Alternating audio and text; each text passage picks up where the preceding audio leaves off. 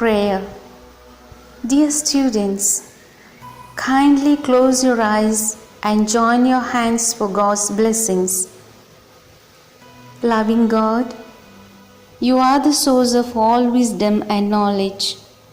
I submit myself to your divine touch and inspiration.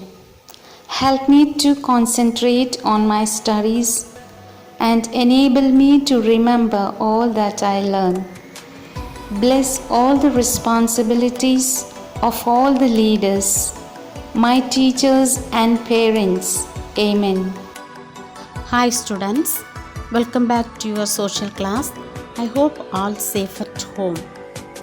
In this video, we are going to learn a new topic, geography. Unit 1, Rocks and Soils. Learning objectives. To understand the nature of rocks, their types and uses, to identify the different types of rocks, to study about the nature of soil and its composition, to understand the importance of soil conservation. Introduction. In lower classes, we have studied about 4 realms of the earth, namely lithosphere, hydrosphere, atmosphere and biosphere. Lithosphere is the uppermost and significant layer of the earth. It is composed of solid rocks and unconsolidated materials. The literal meaning of lithosphere is the sphere of rock. What's lithosphere?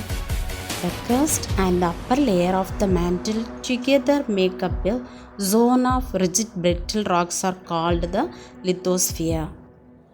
Do you know what is petrology? Petrology is a branch of geology which deals with the study of rocks. Petrology is derived from the Greek word petros, refers to rock, and logos refers to study. Actually, the rocks are made up of minerals. Rocks may be made up of one mineral or may be formation of many minerals. Rocks may be rough or soft. What are rocks? The rocks are the solid mineral materials forming a part of the surface of the earth and other similar planets. The earth's crust is composed of rocks. Rocks is an important natural resource and is found in a solid state. It may be hard or soft in nature. An estimation reveals that there are 2000 different types of minerals found on the earth's surface, out of which only 8 basic minerals commonly found all over the earth. Minerals are chemical substances which exist in nature. They may occur either in the form of elements or compounds. Classification of rocks. According to the mode of formation, the rocks are classified into 3 types are as follows. First one, igneous rocks, sedimentary rocks and metamorphic rocks. Igneous rocks are also divided into intrusive igneous rocks and extrusive igneous rocks. Sedimentary rocks also classified into organic sedimentary rocks, mechanical sedimentary rocks and chemical sedimentary rocks. Next one, metamorphic rocks. It's also divided into 2, thermal metamorphism and dynamic metamorphism. The first type is igneous rocks. The igneous rocks are formed by the solidification of molten magma. These rocks are also called as the primary rocks or parent rocks, as all other rocks are formed from these rocks. The word igneous is derived from the Latin word ignis, means fire. Characteristics of igneous rocks. These rocks are hard in nature. These are impermeable. They do not contain fossils. They are associated with the volcanic activities. These rocks are useful for construction works. Next, types of igneous rocks. Igneous rocks are of 2 types. They are extrusive igneous rocks and intrusive igneous rocks. First one, extrusive igneous rocks. Lava is actually a fiery red molten magma comes out from the interior of the earth on its surface. After reaching the Earth's surface, the molten materials get solidified and form rocks. Rocks formed in such a way on the crust are called extrusive igneous rocks. These rocks are fine grained and glassy in nature due to rapid solidification. Basalt found in the northwestern part of peninsular India is the example for this type of rock. Next, intrusive igneous rocks. The molten magma sometimes cools down deep inside the earth crust and becomes solid. The rocks formed this way is called intrusive igneous rocks, since they cool down slowly and form crystals. Hence, they are called crystalline rocks. Intrusive igneous rocks are of two types. They are plutonic rocks and hypobasal rocks. First one, plutonic rocks. Plutonic rocks crystallize from magma in the interior of the crust, which are later exposed. Magma is insulated and cools slowly, allowing large crystals to form. Most common plutonic rocks are from the granite family. Example, granite and diorite. Hypobasal rocks. They are at intermediate depth at about 2 kilometers. They exhibit mixed characters of volcanic and plutonic rocks. Example, dolerite. These are the pictures of some major active volcanoes, namely Mount Vesuvius, Mount Stromboli, and Mount Etna in Italy, and Mauna Loa in Hawaii Islands. One of the type of rock is sedimentary rocks. The word sedimentary has been derived from Latin word sedimentum, means settling down. The sedimentary rocks are formed by the sediments derived and deposited by various agents. Sedimentary rocks consist of many layers which were formed by the sediments deposited at different periods. As it consists of many strata, it is also known as stratified rocks. Characteristics of sedimentary rocks. They have many layers. They are non-crystalline rocks. They contain fossils. They are soft and get eroded easily. What are fossils? Fossils are the remains or marks of plants and animals that lived a very long time ago. They are usually found in rocks and stone. Fossils are important because they tell us a story about things that lived on the earth before us. Do you know oldest sedimentary rocks of the world has been identified in Greenland and estimated as 3.9 billion years old. Sedimentary rocks are classified into three types: organic sedimentary rocks, mechanical sedimentary rocks, and chemical sedimentary rocks.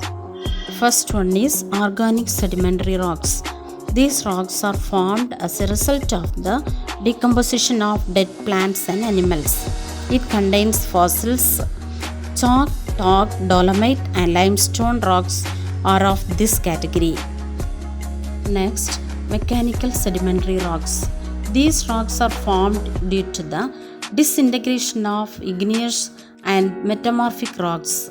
The natural agents erode and transport these rocks and deposit them at some places. After a long period of time, they cemented to form rocks. Sandstone, shale, and clay are the examples of rocks of this type. Chemical sedimentary rocks. These are formed by precipitating of minerals from water. It is formed usually through evaporation of chemical rich solutions. These rocks are also called as evaporates. Gypsum is an example of this kind. The last one is metamorphic rocks. The word metamorphic is derived from two Greek words, meta and morpha. Meta means change and morpha means shape. When igneous and sedimentary rocks subject to high temperature and pressure, the original rocks get altered to form a new kind of rock called metamorphic rocks. Metamorphism is of two types. They are thermal metamorphism and dynamic metamorphism. If the change in the rocks is mainly caused by high temperature, the process is called as thermal metamorphism. If the change in the rock is mainly caused by high pressure, the process is called as dynamic metamorphism. Formation of metamorphic rocks from igneous rocks. Granite into gneiss caused by dynamic metamorphism. Basalt into slate caused by thermal metamorphism. Formation of metamorphic rocks from sedimentary rocks. Sandstone into quartz caused by thermal metamorphism. Shale into slate caused by thermal metamorphism. What are the characteristics of metamorphic rocks? Metamorphic rocks are mostly crystalline in nature. They consist of alternate bands of light and dark minerals. Look at this picture, students. One of the world wonders, Taj Mahal in India, was built with white marbles, a metamorphic rock cycle. Igneous rocks are the primary rocks formed first on the earth. These rocks are weathered, eroded, transported and deposited at some places to form sedimentary rocks. The igneous and sedimentary rocks are changed into metamorphic rocks under the influence of temperature and pressure. The metamorphic rocks are also get disintegrated and deposited to form sedimentary rocks. Formation of igneous rocks take place when there is an outflow of molten materials. Like this, the rocks of the earth crust keeps on changing from one form to another form under various natural forces and agents. The endless process is referred as rock cycle. Look at this picture of rock cycle, students. The rock cycle is a continuous process through which igneous, sedimentary and metamorphic rocks are transferred from one form to another. Uses of rocks. Rocks are highly valuable and important to almost all aspects of our economy. Rocks are used for many purposes in our life and some of them are given below. Cement, writing chalk, fire, building materials, bath scrub, curbstone, ornament, roofing materials, decorative materials. These are valuable source of minerals such as gold, diamond, sapphire, etc. Next part of this lesson is soil. Soil is described by several characteristics including texture, that is consistency, color, density and structure. Soil and its formation. Soil is a mixture of organic matter, minerals, gases, liquids and organisms that together support life. Soil minerals form the basis of soil. It forms on the surface of the earth.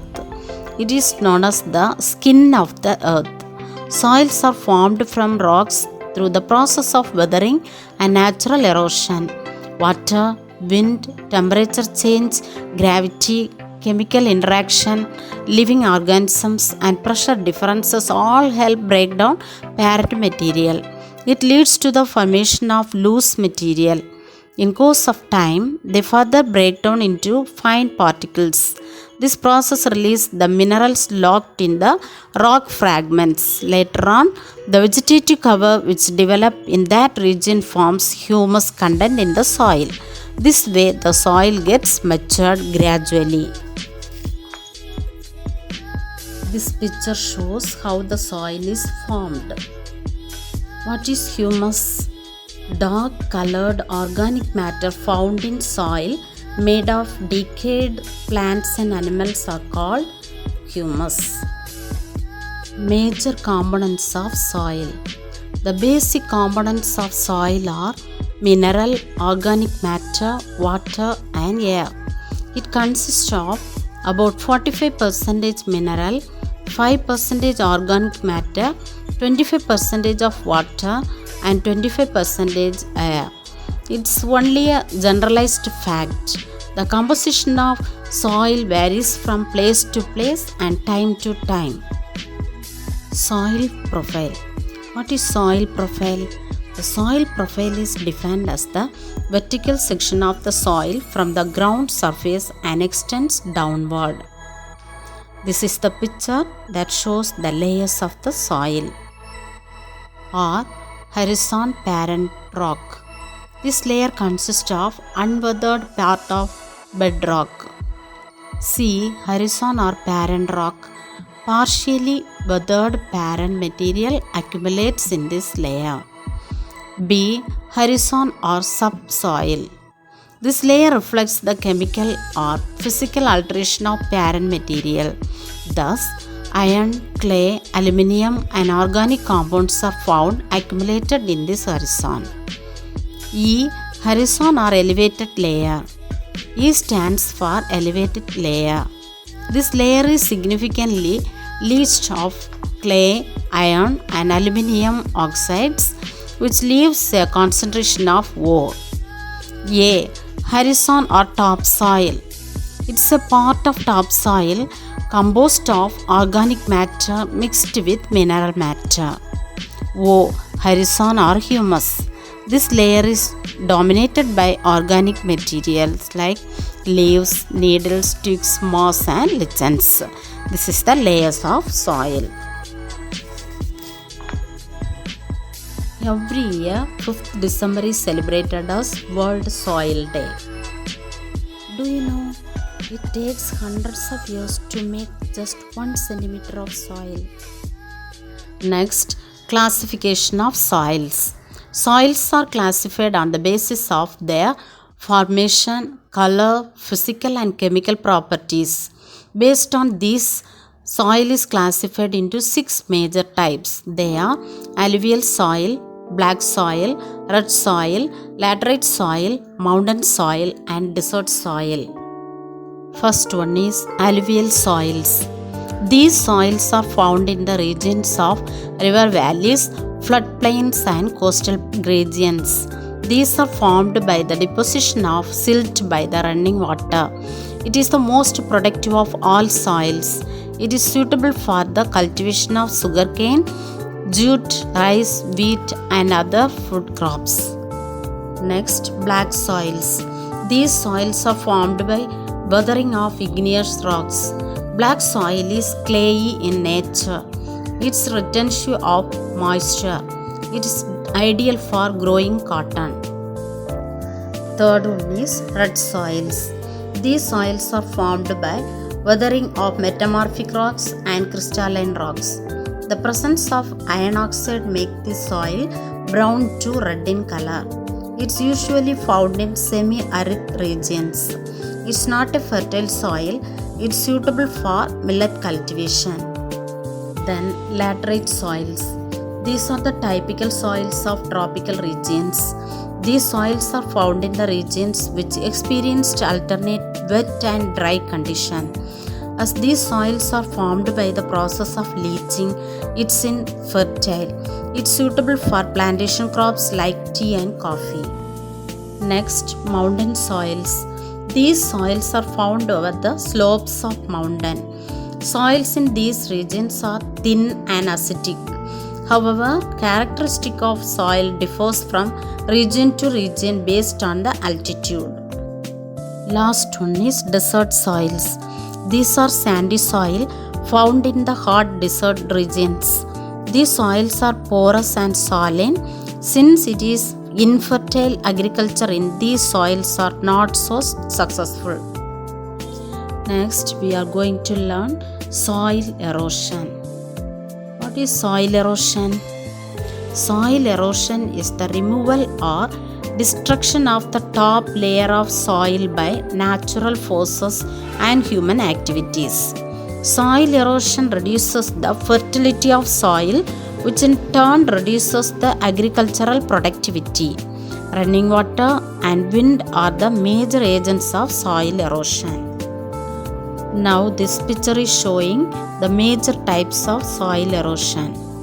Sheet erosion, rill erosion and gully erosion are the major types of soil erosion. Soil conservation.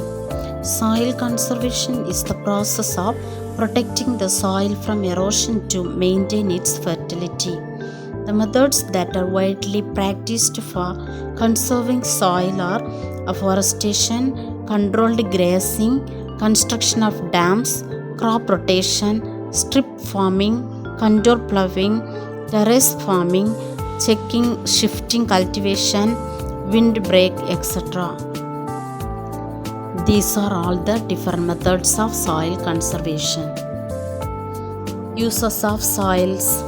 Soil is one of the important natural resource. It's a basic requirement for plant growth and supports various life forms on the earth. The minerals present in the soil enhance and nourishes the crops and plants. It's used in making of ceramic or pottery. It is a source of material for construction and handicraft works. It acts as natural filter of water and purifying it. Soil supports ecosystem and play an important role in land management. Conclusion. Rocks and soils are the important renewable natural resources. Both of them play an important role in everyday life of human beings as well as economic development. Nowadays, rock-based companies are in increase which provide employment to a sizable population. Soils attract human settlement and other economic activities. As India is an agricultural country, the proper management of soil resource will lead to sustainable food production besides its use for various other purposes. Dear students, in this lesson we learned elaborately about rocks and soils, and also we learned the value to conserve the natural resources rocks and soils. Nature is the art of God. The earth does not belong to us, we belong to the earth. Thank you. Have a nice day. God bless you.